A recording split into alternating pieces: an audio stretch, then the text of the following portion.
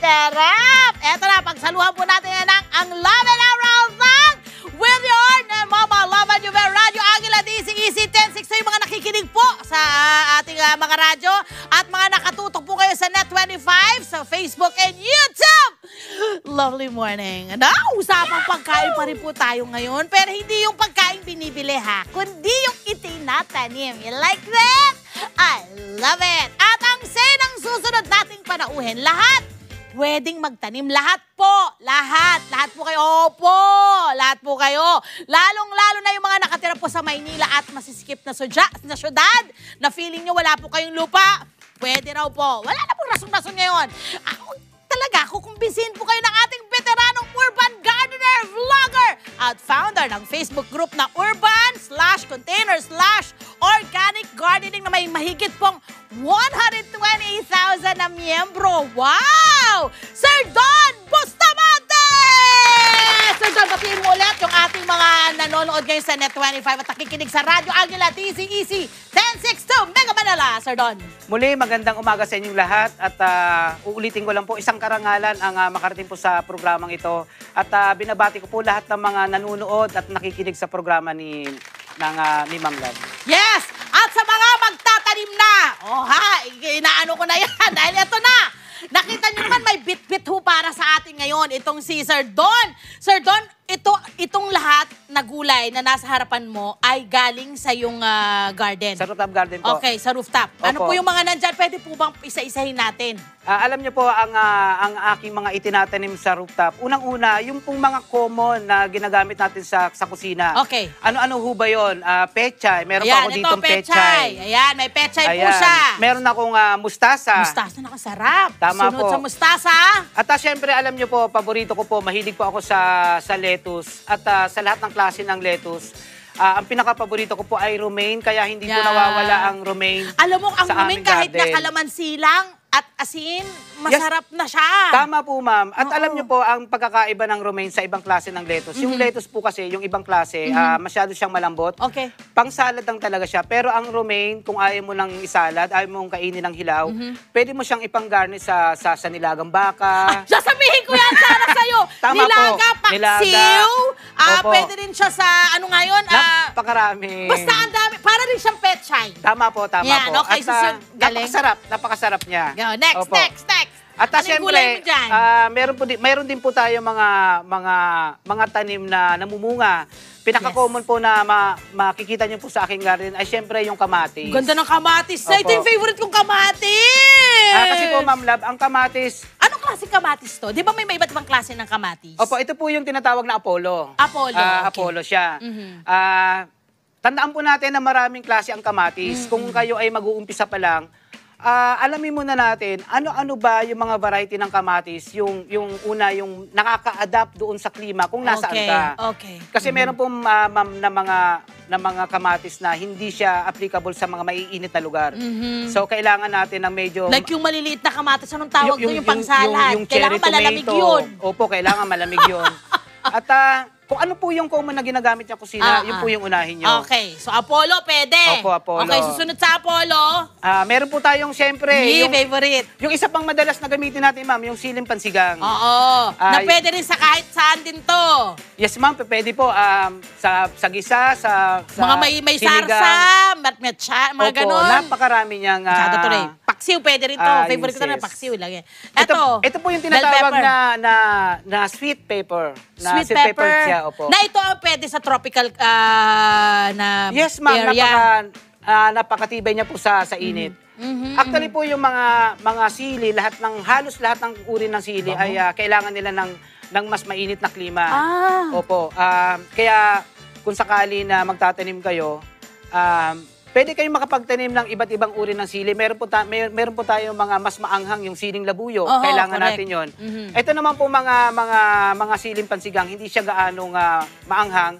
Pero ginagamit din po ito sa kusina sa atin sa pagka tayo ay maglaga, magsinigang, Yes. maggata, pwede rin po lahat yan. sa gata. Okay, sunod po Opo. dyan. Ang dami niyang gulay. Ito po yung tinatawag na ampalaya na Ilocos. Oo, pangpakbot. Ito po, tama Makbot! po, ito ay mas mapait kumpara Yeah. doon sa mas mahaba, pero mas masustansya daw po Yun ito. ang tatanong ko sa inyo. Opo. Kasi sinasabi po nila, kung mas bitter, mas masustansya. Tama po ba or hindi yun? Totoo. Pagdating po dito sa ampalaya, tama po yun. Yun. Marami po ang nagsabi, mga kaibigan kong nutritionist, na mas maganda ito at mas masustansya kumpara doon sa mga mas mahahaba. Oo. Pwede rin tong ipang-ihaw, ha? Yung ensalada mo, masarap din to. Opo, pero Higaan mong konti. Opo. Madalas po niyan, ma'am, ang ginagawa ko po diyan, ayun, sinasama ko po minsan sa iba't ibang klase ng gulay. Okay. Sunod Opo. po nating gulay ay Ito po, syempre, ang isa sa sitaw, adobo, favorite. Sa pinaka-popular natin, ito po yung sitaw na mahaba. Opo. Alam niyo po, ang sitaw, ma'am, isa sa mga pinakamadaling gulay na pwedeng itanim Gaano natin. katagal bago ka makapag-harvest ng sitaw, halimbawa? Hindi po aabot ng 2 buwan mula sa pagpupunla. Wow! Sabihin na po natin na 45 days after transplanting, Organic ko to, ha? tama po.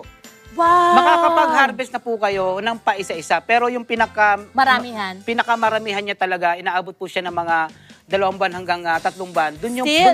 yung makikita talaga yung napakarami niyang bunga. Lalo Okay. na kung maganda talaga yung pag-aalaga niyo. Okay. Next natin ay... Ito po, meron din tayo ditong Ano, meron pa ba? Meron pa ba tayong pakbakbet? wala na, Okay ito na po yung mga romaine. Oo, mga yan. ano na Basta lang. yung mga yan. Okay. Ito po, meron pa dito. Ay, ito pala yung talong. Yung talong. Pang Ilocos din to, di ba? Opo, tama po, pang Ilocos. Alam nyo, depende kasi sa panlasa natin, pero alam nyo, mula po nung matikman ko to, sabi ko, mas malasa ito kumpara doon sa mga mas Oo, mahahaba. totoo ka dyan. Tama po. Kaya siya perfect sa pakbet. Tama po, pakbet. Kasi ang lasa po niya talaga. Tama po. At Tsaka saka, hindi po ito yung klase na ang tigas. Pag kinakain mo laging matigas, lagi po talaga siyang malambot. Hindi kanya Opo. broken hearted. saka po alam nyo, kahit na gataan mo siya, kasi ako po Bicolano ako, mahilig ako sa gata Ako eh. mahilig na ako sa gata. Kahit gataan mo siya, kahit ilagay mo siya sa diningding, yung mga lutong... Nilalagay dito sa paksiw, ha? Tama po. May gata. Sarap Talagang dito. napakasarap niya. Kahit nga ma'am, iprito, pwede pa din. Ay, isa pa nga. Opo, iprito mo, okay pa din yun. Pinakasimple. Opo. Grabe. So, lahat ito sa garden mo, pwedeng sa rooftop gardening mo, pwede. Yes ma'am, Oo. sa totoo lang po, iilan pa lang ito kasi meron pa po ako mga ibang tanim na medyo maliliit pa sa ngayon. Ito Oo. po yung mga ready Okay. pa lang. Gusto ko malaman, iba-iba syempre ang pag-aalaga mo sa iba't ibang klase ng halaman. Tama po. Paliwanag mo sa ating mga nanonood. Tandaan po natin na ang iba't ibang klase ng gulay, meron po silang family. Iba-iba rin po yung kanilang pangangailangan. Ano po yung mga pangangailangan na binabanggit natin? Unang-una, yung pangangailangan nila sa water. Yan, water. Opo. Dito, Okay. maaaring hindi sila pare-pareho ng water requirements. Okay. Pangalawa, yung light requirements. Okay. Ibig sabihin po nito, kung gaanong sikat ng araw ang pangangailangan nila. Okay. So, hindi lahat ng klase ng gulay kailangan na may iisang paraan o kailangan nila ng maraming sikat ng araw o kakaunti. Lahat po sila may pagkakaiba. At yung po, pinaka-importante, yung nutrient requirements. Ito po kailangan, may mga gulay na may mga pangangailangan sa ganitong nutrisyon. Okay. Meron din naman na ibang gulay na ganito yung pangangailangan nila. So, para po tayo ay mas maging matagumpay, kailangan po na Pag-aralan natin, intindihin natin, unawain natin, at kilalanin natin yung bawat gulay na tinatanim natin. Okay.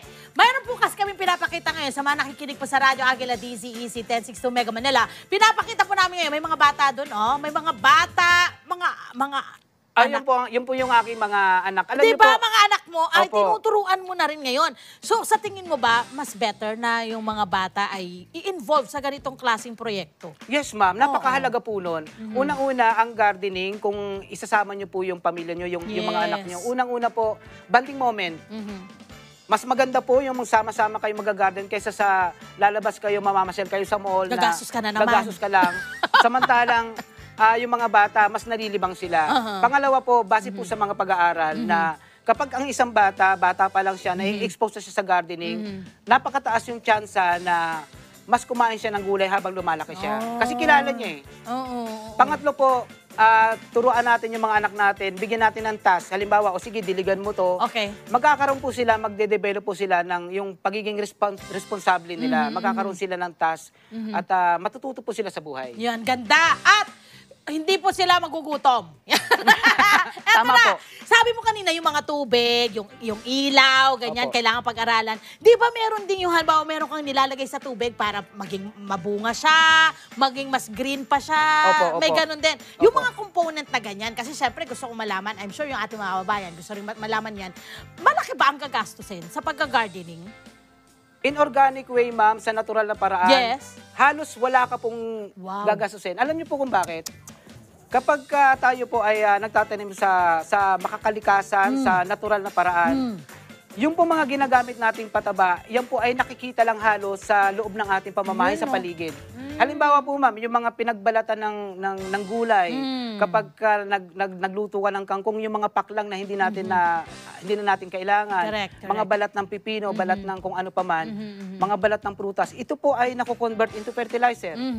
Kahit po yung mga halimbawa, tayo po ay nagluto ng isda, yung tinanggal po natin. Yung mga balat ng egg. Tama po, Diba? yung yung eggshells. Ah. Yung pong halimbawa, mahilig kayong magkape, yung coffee grounds, ginagamit pong fertilizer. Correct. So, ang dami. Kaya marami talagang pwedeng gawin. Hugas, bigas, halos lahat, ma'am. Grabe, hugas So imagine niyo po yun, kapag nagtanim ka in organic way, sa natural na paraan, una, mababawasan yung basura Yun, na itatapon number mo. one. Pangalawa, makakalikasan kasi hindi ka gumagamit ng mga Nakakasama sa kalikasan. nakakasama At sa sa tao. kalikasan at sa inyong kalusugan. Kaya po, kung ipapractice natin ng maigi yung organic gardening, ito po ay napaka-minimal lang talaga yung gagastusin mo o maaaring halos wala. Yes. Kasi lahat hindi matatapon. Okay. Siyempre, Sir Don, ang init ngayon. Opo. Yun ba, ito ba, meron bang panahon ng tamang pagtatanim ng mga halaman or hintayin mo magtag-ulan, ito mo, pagtag-araw, hindi pwede. May ganun ba? Alam niyo po ma'am, sa container gardening kasi tayo po ay nasa urbanized area. Okay. Karamihan po sa atin walang space. So, kapag wala po tayong space, ang mangyayari niyan, magko-container tayo. Okay. Alam niyo po sa container gardening, wala pong tinatawag na kalendaryo ng pagtatanim. Oh. Kasi po ang explanation po dito, halimbawa, kapag tayo po kasi ay nagtatanim sa isang farm, meron pong mga tinatawag na kalendaryo ng pagtatanim. Ibig sabihin, kapag tag-ulan, may mga gulay na hindi mo pwedeng itanim kasi ayaw nila nang nabababad sa tubig. Pero kapag container po ang ginagamit natin, pwede mo siyang ilipat eh. Halimbawa, pag nagtanim po tayo ng kamatis, ang kamatis po ayaw niya ng laging maulan. Okay. Ayaw niya ng laging basa yung lupa. So kapag nagtanim ka ng tag-ulan, pwede pa rin po. Pero every time na uulan, ilalagay mo siya kasi nga naka-container, pwede mo siyang ilipat ng lugar. Doon sa may roof area. Sa may roof area. Ilalabas mo na lang ulit siya kapag wala ng Umaraw. ulan. Kaya po, yun po ang isang advantage ng container gardening. Kontrolado mo. Kontrolado mo. Wow. Halos lahat ng gulay, pwede mong itanim all year round. Kasi alam nyo, mamaya, tatanungin natin, alam nyo ba pati daw mga balimbing, apple, Opo. pati daw yun natatanim ni Sir Don. Tama po. Ba't hindi mo kayo, di ba? Opo. At tama naman na, talaga namang kapag meron po tayong itinanim, meron po tayong aanihin Aanihin. talaga, as in literal. Sa mga ating mga kababayan, sandali lang Sir Don, marami pa kami tatanong sa inyo. Opo. Chill muna kayo ha. Sigurado ko, marami na dyan ngayon ang naiengganyo. Lalo na nung sinabi ni Sir Don na minimal lang ang gagasusin. I'm sure, excited na kayo. Pero marami po tayong aalamin kay Sir Don tungkol sa urban gardening at sa kanyang container gardening, rooftop gardening niya. Alamin natin ano yung benepisyo ng pagtatanim, diba? Nabigay na niya sa atin yung iba, pero ano pa kaya ang iba pa?